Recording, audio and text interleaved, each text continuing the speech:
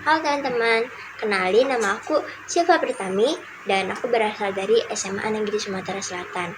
Jadi di sini aku pengen ngajak kalian buat menelaah tentang isi buku ini. Nah, pasti kalian pernah ngerasa bahwa di hidup ini tuh kayak bingung dan gak ada yang nunjukin jalan sama ke kalian. Nah, buku ini, Ayah Ini Arahnya Kemana, karya Hoirul Trian, itu tuh pas banget buat kita yang lagi ngerasain hal seperti itu.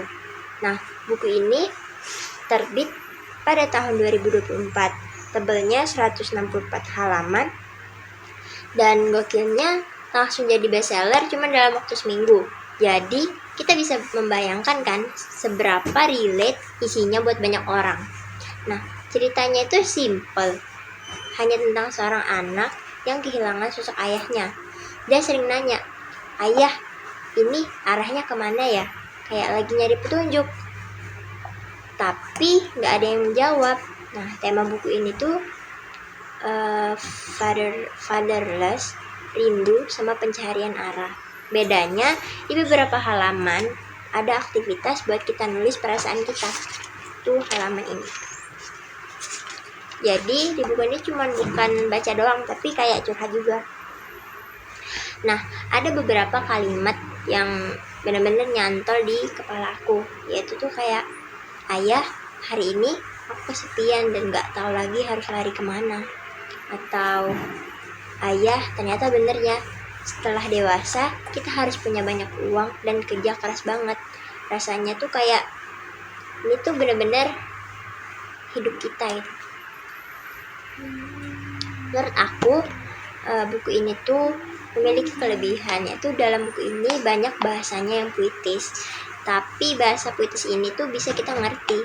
Dan yang kedua, halamannya tuh interaktif, jadi kita tuh kayak diajak ngobrol sama buku ini. Dan yang paling penting, buku ini tuh relate buat kita, anak muda yang kadang ngerasa sendiri atau kehilangan sosok ayah. Dan fun fact yang harus kalian tahu, buku ini nih penulisnya Hoirul Trian udah nulis 5 buku sebelumnya, tapi kurang sukses. Nah, pas waktu buku ini rilis, langsung boom, jadi bestseller. Artinya banyak banget orang yang butuh cerita kayak gini. Jadi inti yang bisa kita dapet ini nih, buku ini tuh cocok kalian baca kalau misalnya kalian ngerasa butuh arah, kehilangan arah, butuh penguat. Nah, buku ini tuh kayak pelukan halus buat kalian, tapi lewat kata-kata. Mungkin segitu aja resensi yang bisa aku kasihin tentang buku ini. Jangan lupa dibeli dan dibaca. See you, bye-bye.